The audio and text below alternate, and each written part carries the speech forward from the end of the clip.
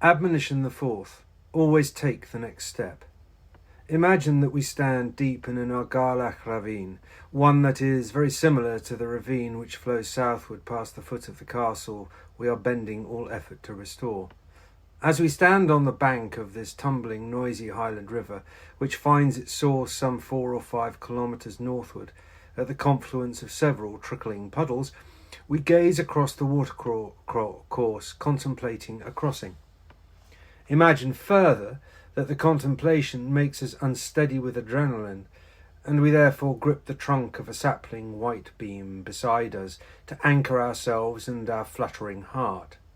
We ready ourselves to step down into the sparkling peaty water, and to do so we imagine reaching the opposite bank, gambolling among profusions of wild garlic, bluebells and flag irises. Well, I feel I should be imagining the gambling, but you might just find it enough to imagine yourself turning to look back in satisfaction at the crossing you have just made. After a moment, we overcome our trepidation and choose to begin our crossing, and in doing so raise our foot. And as our foot hovers uncertainly, we try to decide quite where to place it. Until our toe reaches the large, gnarly piece of schist around which clear, cold mountain water runs, we are unsure of what the result of that step will be. Will it be, as the foot lands, a stable platform for the next stride, or will the stone wobble? Will that stone be greasy with algae? Will we need to pause, or backtrack, or sidestep? Will we need to regain our balance because our footing on the bank is insecure and liable to fall away? Or, even if the stone is stable and the bank hasn't crumbled, will we be able to rest there a moment, and will there be an obvious next step? Or will we find an uncrossably wide and deep trench in front of us?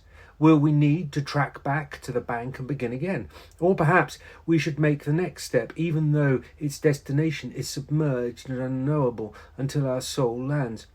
And what of the current sliding around and over the stone we shall be stepping onto? Will it prove too strong? Will it unbalance us? Or can we anticipate it and bend, adjusting the distribution of our weight to ensure we are stable in our step? It might be that the next step is obscured by the river, by diffracted light, or by shadow, or by our own short-sightedness, but we feel that it is the right step. We may have a walking stick with us to give us support, or a friend or advisor urging us on. We may understand that our knowledge of what the next step entails is partial, that we are unable to comprehend its full effect, but if we are overcautious or do not like that full effect, we can hop back to safety and try another route. And lastly, always, are the thoughts, but what if we fall in? What if we are swept away? What if this crossing proves impossible?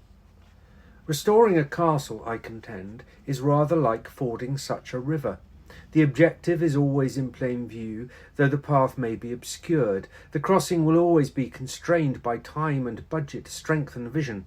How can we increase the pace of our progress? Are bigger strides possible? Can progress be expedited with better, more expensive footwear or hardier tools?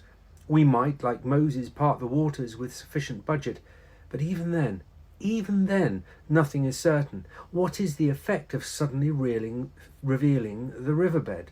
How can we know we have taken every precaution, assessed every eventuality, if we cross in such a hasty and bolden fashion?